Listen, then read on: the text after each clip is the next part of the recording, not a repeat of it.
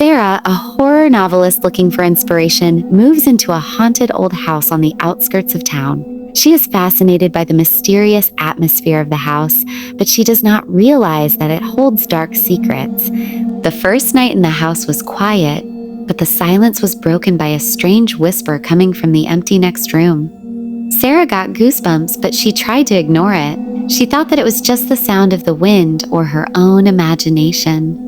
However, in the following nights, the whispers became clearer and more frightening. Sarah feels that there is someone or something that wants to communicate with her. She began to hear her nickname called in a hoarse and terrible voice. In addition to whispers, Sarah also started receiving strange phone calls in the middle of the night. The caller never spoke, but just hissed and made strange noises that frightened Sarah. Sarah felt isolated and threatened. She felt that someone was watching her from inside the house.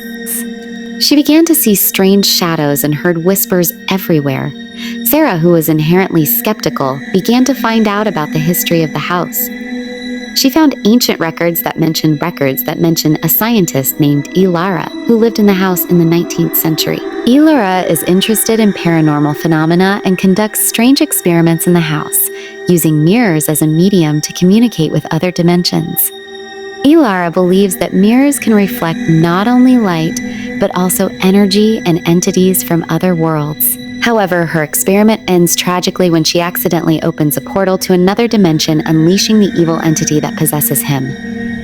Terrified villagers set fire to the house, killing Elara inside. One night, Sarah decided to investigate the empty room next door. She found an old mirror covered in dust in the corner of the room. As she cleaned the mirror, she saw a strange shadow behind her. The shadow became clearer and more frightening, as if it wanted to come out of the mirror. Sarah was frightened and dropped the mirror. The mirror shattered into pieces, and suddenly the lights in the house went out. Sarah panicked and tried to find a flashlight, but she couldn't find it. In the darkness, Sarah heard footsteps approaching. She felt that someone was standing behind her. "Who's there?" she asked in a trembling voice. There was no answer. Only a strange hissing sound was getting closer. Sarah turned around and saw a black figure standing in front of her. The figure had fiery red eyes and a terrible face. "You're mine now, Sarah," whispered the figure. Sarah screamed and tried to run away, but the figure caught her and ate Sarah's soul. A few weeks later, a senior investigative journalist named Rio is interested in Sarah's disappearance. He senses that there is something strange about the case, and he decides to investigate it himself. Rio begins to visit the old house and interview the neighbors. He suspects that there is a connection between Sarah's disappearance and the dark history of the house. He begins to investigate the experiments and the notes that Sarah finds that explain the mirror as a portal and the spells that Elara uses to control entities from other dimensions. Rio discovers that the strange sounds and hallucinations that Sarah was experiencing were caused by the energy resonance from the portal that was still open.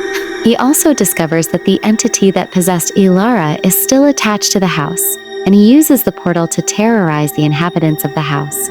Rio realizes that in order to stop the terror, he has to close the portal. He uses the scientific and occult knowledge he gained from Elara's records to create a device that can interfere with the resonance of energy and close the portal. The next night, he decides to perform a ritual of summoning spirits to communicate with the entity that inhabits the old house.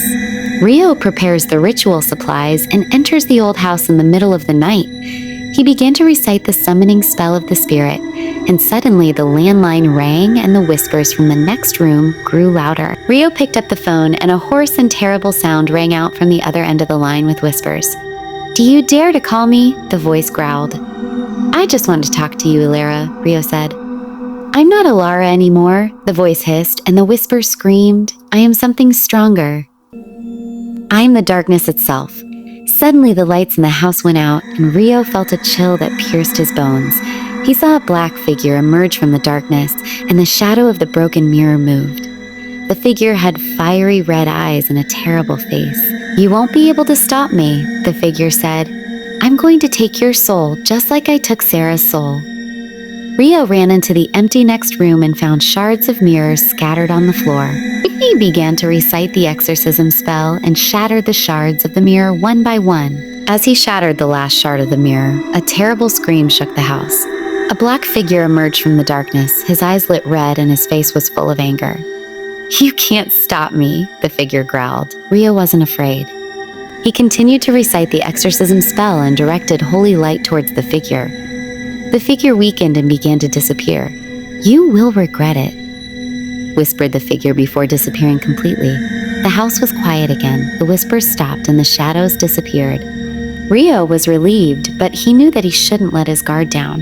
He came out of the house and burned it to the ground. The old house vanished and darkness was confined within it.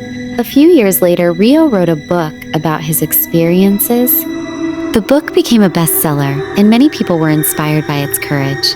However, Rio never forgot the terrible nights in the old house. He knew that darkness was always lurking, waiting for the opportunity to return.